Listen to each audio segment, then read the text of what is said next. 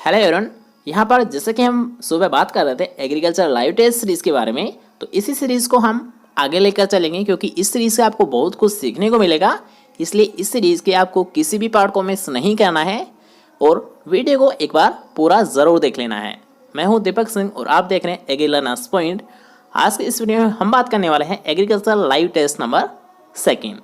ठीक है, तो आज की क्लास को स्टार्ट करने से पहले जो भी यहाँ पर नई स्टूडेंट है और ऐसे ही एग्रीकल्चर रिलेटेड डेली वीडियोस पाना चाहते हो तो जल्दी से जाइए चैनल को सब्सक्राइब कीजिए और पास के बेल आइकन को भी दबा दे, जिससे जब भी हमारी कोई फ्यूचर में क्लास लगेगी तो उसका नोटिफिकेशन आपको साथ साथ मिलता रहेगा। ठीक है, तो चलिए आज की क्लास को स्टार्ट करते हैं। आज का नया सीख। तो आज का हमारा जो फर्स्ट क्वेश्चन है उसमें आपसे पूछा गया है कि विटामिन सी सर्वाधिक किस में होता है। तो यहाँ पर आप देख सकते हो कि बारबेडस चेरी, आंवला, अमरूद या फिर ए और बी दोनों। अब याद रखिएगा, इस क्वेश्चन को करने से पहले आप एक बार ऑप्शंस पर दोबारा से नज़र कर लीजिए। यहाँ पर आपसे क्या पूछा गया है, विटामिन सी सर्वाधिक किस में होता है। ऑप्शंस आपको दे रखे हैं बारबेडस चेरी, आंवला, अमरूद और ए और बी दोनों।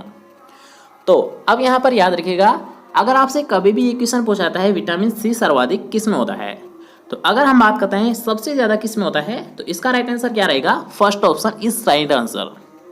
मतलब फर्स्ट ऑप्शन है वो राइट आंसर है। क्यों? क्योंकि याद रखिएगा, अगर आप आंवला आंसर देते हो तो ये गलत है। क्यों?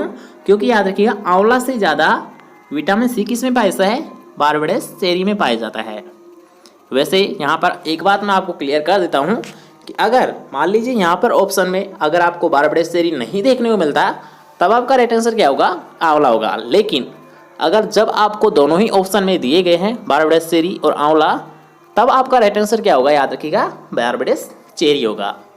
अब यहाँ पर आप एक क्रम लिख सकते हो कि सबसे ज़्यादा किस में होता है, बारबेडस चेरी में होता है, उससे कम किस में होता है, आंवला में होता है, और इससे भी कम किस में होता है, अमरूद में होता है। मतलब तीनों में ही विटामिन सी पाया जाता है, लेकिन सबसे ज़्यादा बारबेडस चेरी, सेकेंड आंवला और थर्ड अमरूद में पाया जाता है।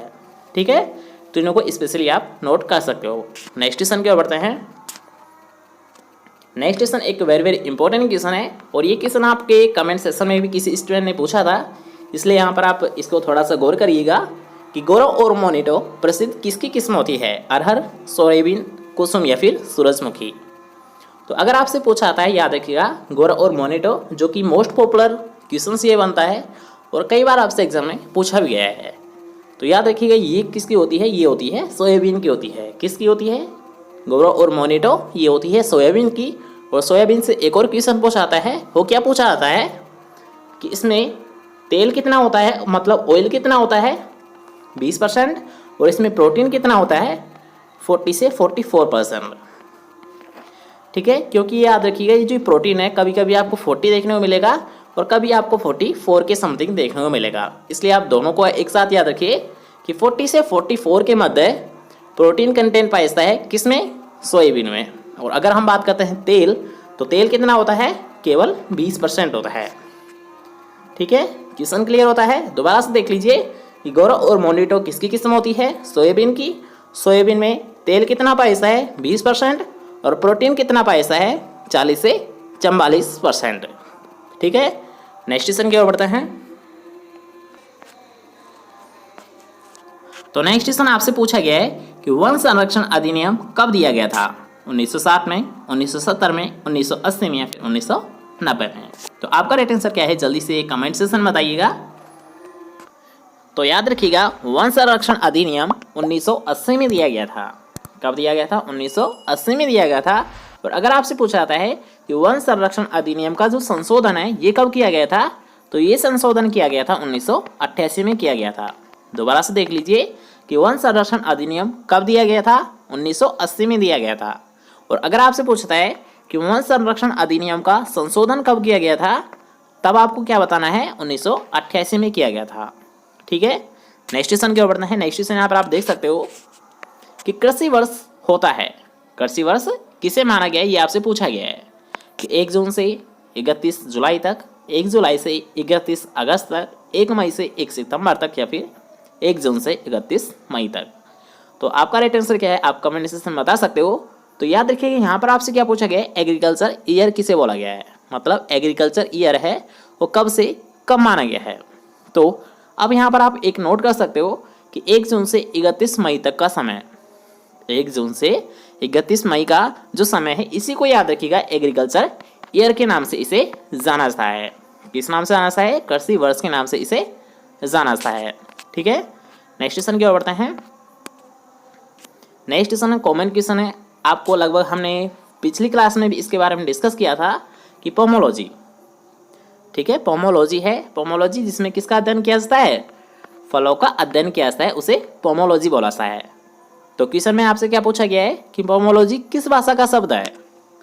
अब अगर आपने पिछली क्लास को थोड़ा सा ध्यान से पढ़ा होगा तो उसमें आपको बताया गया था, क्या बताया गया था? पहले आप ऑप्शंस देख लीजिए, उसके अकॉर्डिंग राइट आंसर बताइए। ग्रीक, लैटिन दोनों या फिर इनमें से कोई नहीं। पोमोलॉजी किस भाषा का शब्द है? ग्रीक, लैटिन दोनों या फिर इनमें से कोई नहीं। तो याद रखिएगा ये दोनों का होता है। क्यों? क्योंकि याद रखिएगा इसे थोड़ा सा एक्सप्लेन हम कर लेते हैं कि पोमोलॉजी ये मुख्यतः 2 वर्ड से मिलकर बना होता है। कौन कौन से वर्ड? पोमम प्लस लोगस, जिसमें पोमम क्या होता है? लैटिन भाषा का शब्द होता है, और जो लोगस होता है ये किस भाषा का शब्द होता है? ये होता है ग्रीक भाषा का शब्द होता है। याद रखिएगा पोमोलॉजी है ये 2 वर्ड से मिलकर बना होता है, पोमम प्लस लोगस। पोमम क्या होता है? लैटिन भाषा का शब्द होता है, और लोगस क्या होता है? ग्रीक भाषा का शब्द होता है। और अगर आपसे पूछता है पोमोलॉजी किसे बोला जाता है, तो फलों का अध्ययन, या फिर आप बोल सकते हो कि कृषि विज्ञान की वह शाखा जिसके अंतर्गत फलों का अध्ययन किया जाता है उसे पोमोलॉजी कहा जाता है। ठीक है, सभी क्वेश्चंस क्लियर होते हैं। नेक्स्ट क्वेश्चन की ओर बढ़ेंगे। उससे पहले अगर आपको वीडियो पसंद आ रही है, अगर वीडियो को लाइक नहीं किया जल्दी से वीडियो को लाइक कीजिए, इसके साथ साथ शेयर भी कर दिया करो, और कमेंट में ये बताना बिल्कुल ना भूले कि आपको क्लास कैसी लगी, या फिर आपको नेक्स्ट क्लास किस टॉपिक पर चाहिए। आप हमें सजेस्ट भी कर सकते हो कि हमें नेक्स्ट क्लास इस टॉपिक पर चाहिए, जिसके लिए आपको अलग से एक क्लास लगा दी जाएगी। ठीक है, इसलिए अगर आपके माइंड में कोई भी डाउट है, कोई भी क्वेश्चन है, बेशक कोई सा भी हो, आप कमेंट सेक्शन में पूछ लीजिए। अगर उसका सॉल्यूशन मिलेगा तो आपको ज़रूर बता दिया जाएगा। ठीक है, तो कमेंट कर दिया करो अगर किसी भी प्रकार की कोई दिक्कत आए तो। ओके, नेक्स्ट क्वेश्चन की ओर बढ़ते हैं। नेक्स्ट क्वेश्चन आपसे पूछा गया है कि फादर ऑफ ऑर्गेनिक फार्मिंग किसे बोला जाता है? फादर ऑफ ऑर्गेनिक फार्मिंग किसे कहा जाता है? जेबी लिविंग को, सर अल्बर्ट होवर्ड को, डोकोचेव या फिर पीटर डी क्रेसेंजेन को। तो अब यहाँ पर याद रखिएगा क्या आपसे पूछा गया है ऑर्गेनिक फार्मिंग के फादर किसे बोला जाता है। तो अब क्या आप बताओगे? आपका राइट आंसर क्या है? जल्दी से कमेंट सेक्शन बताना बिल्कुल ना भूले।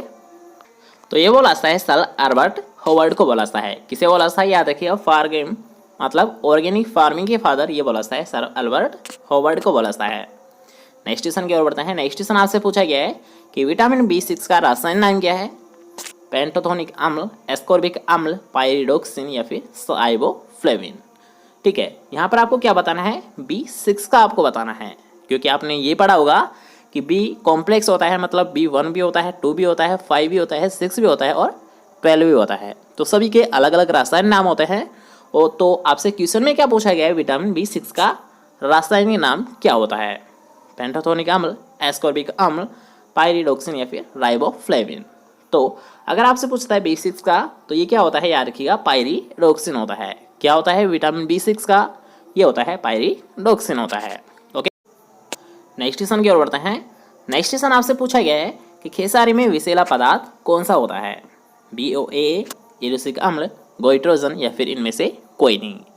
तो अब यहाँ पर याद रखिएगा खेसारी को इंग्लिश में क्या बोला जाता है? लेथाइरस बोला जाता है। खेसारी लेथाइरस बोला जाता है। अब इसी से आपको याद रखना होगा कि इसमें जो विषैला पदार्थ होता है, विषैला पदार्थ मतलब टॉक्सिक सब्सटेंस क्या होता है? ठीक है, टॉक्सिक सब्सटेंस इसमें कौन सा होता है? तो इसका जो इंग्लिश नाम है इसी से हम याद करेंगे। क्या होता है? इसमें लेथाइरिज्म होता है। क्या होता है? लेथाइरिज्म होता है। ठीक है, इंग्लिश में आप ऐसे याद रख सकते हो, लेथाइरस को लेथाइरिज्म पाइस्ता है, लेथाइरिज्म पाइस्ता है। और अगर आप इसका ही सेकेंड नाम क्या होता है? BOAA होता है। अभी आपको जो बताया था लेथाइरिज्म, तो इसी का सेकेंड नाम क्या होता है? याद रखिएगा BOAA होता है, मतलब बेंजो ऑक्जेलिक एसिटिक एसिड होता है। क्या होता है? बेंजो ऑक्जेलिक एसिटिक एसिड होता है। ठीक है, दोनों ही एक ही नाम होते हैं, जो कि क्या होता है? एक प्रकार का टॉक्सिक सब्सटेंस होता है। और किस में पाइस्ता है? खेसारी में पाइस्ता है। ओके, नेक्स्ट क्वेश्चन की हम बात करेंगे। नेक्स्ट क्वेश्चन एक वेरी वेरी इंपॉर्टेंट क्वेश्चन है। कई बार आपसे पूछा गया है कि अंगूर में कैलिक्स एंड रोट बीमारी किस तत्व की कमी से होती है। याद रखिएगा, एक वेरी वेरी इंपॉर्टेंट क्वेश्चन है कि अंगूर में कैलिक्स एंड रोट बीमारी किस तत्व की कमी से होता है। बोरोन की कमी, जिंक की कमी, जस्ता की कमी या फिर कैल्शियम की कमी। तो आपका राइट आंसर क्या है आप कमेंट सेक्शन में हमें बता सकते हो। तो याद रखिएगा, अगर आपसे पूछता है अंगूर में कैलिक्स एंड रोट तो ये किससे होता है, ये होता है कैल्शियम की कमी से होता है। किससे होता है, कैलिक्स एंड रोट, ये होता है कैल्शियम की कमी से होता है। ओके, नेक्स्ट क्वेश्चन की हम बात करेंगे। नेक्स्ट क्वेश्चन यहाँ पर आप देख सकते हो जो कि एक इंपॉर्टेंट क्वेश्चन है और आप सभी को ये पता होना चाहिए कि जीरो एनर्जी कूल चैम्बर। याद रखिएगा, ये होता क्या है, एक वाष्पीकृत सिद्धांत पर ये कार्य करता है। होता क्या है ये आप सभी को पता होगा। ठीक है, कूलिंग चैम्बर होता है, नाम से ही स्पष्ट हो रहा है, कूल चैम्बर मतलब कूलिंग चैम्बर होता है। ठीक है, तो अब आते हैं हमारे क्वेश्चन पर। क्वेश्चन में आपसे पूछा गया है कि जीरो एनर्जी कूल चैम्बर में आर्द्रता कितनी प्रतिशत रखी जाती है। ठीक है, मतलब इसमें जो मॉइस्चर कंटेंट रखा जाता है ये कितना रखा जाता है। थोड़ा सा इसके बारे में मैं आपको बता देता हूँ कि जीरो एनर्जी कूल चैम्बर कैसा होता है। तो ऐसा होता है, ठीक है, यहाँ पर हम कुछ ईंटों का भी इस्तेमाल कर सकते हैं, मिट्टी का भी हम इस्तेमाल कर सकते हैं। और इसके अंदर क्या करते हैं हम, जो यानी स्टोरेज का एक मेथड होता है। जीरो एनर्जी कूल चैम्बर क्या होता है, स्टोरेज का एक मेथड होता है। ठीक है, इस प्रकार का दिखाई देता है। इसमें आप किसी प्रकार की यानी जो लकड़ी टाइप में रहती है उनका भी आप इस्तेमाल कर सकते हो, ईंट का भी आप इस्तेमाल कर सकते हो, या फिर आप जो मिट्टी है, गीली मिट्टी है, उसका भी आप इस्तेमाल कर सकते हो। ठीक है, तो अब आते हैं हमारे क्वेश्चन पर। इसमें आपसे पूछा गया है कि जो आर्द्रता रखी जाती है ये कितनी रखी जाती है, 70%, 80%, 90% या फिर 100%, 70, 80, 90 या फिर 100%। तो याद रखिए, इसमें जो आर्द्रता रखी जाती है ये रखी जाती है 90% रखी जाती है। कितनी रखी जाती है, 90% रखी जाती है। ओके, और इसके साथ साथ याद रखिएगा जो जीरो एनर्जी कूल चैम्बर है इसे एक और नाम दिया गया है। वो क्या दिया गया है, ECC। क्या बोला जाता है इसे, याद रखिएगा ECC के नाम से इसे जाना जाता है। अब ये होता क्या है, इवोपोरेशन कूलिंग चैम्बर। याद रखिएगा, जीरो एनर्जी कूल चैम्बर को एक और नाम दिया गया है। वो क्या दिया गया है, ECC, मतलब इवोपोरेशन कूलिंग चैम्बर। आशा करता हूँ आज की वीडियो आपको बहुत पसंद आई होगी। तो अगर आपको वीडियो पसंद आए तो वीडियो को लाइक कीजिए, इस वीडियो को ज़्यादा से ज़्यादा शेयर कीजिए और चैनल को अभी तक सब्सक्राइब नहीं किया जल्दी से जाइए चैनल को सब्सक्राइब कीजिए। इसके साथ साथ कमेंट सेक्शन में ये ज़रूर बता दें कि आपको नेक्स्ट क्लास किस टॉपिक पर चाहिए और आपको वीडियो कैसा लगा। आपको कोई प्रॉब्लम तो वीडियो में नहीं आ पा रही है, या फिर वॉइस क्लियर तो आ रही है, वॉइस समझ तो आ रही है, किसी भी प्रकार का अगर आपको डाउट है तो आप कमेंट सेक्शन में ज़रूर बताइए। हम मिलते हैं फिर से नेक्स्ट क्लास के साथ, जब तक के लिए जय हिंद, जय बाय, टेक केयर।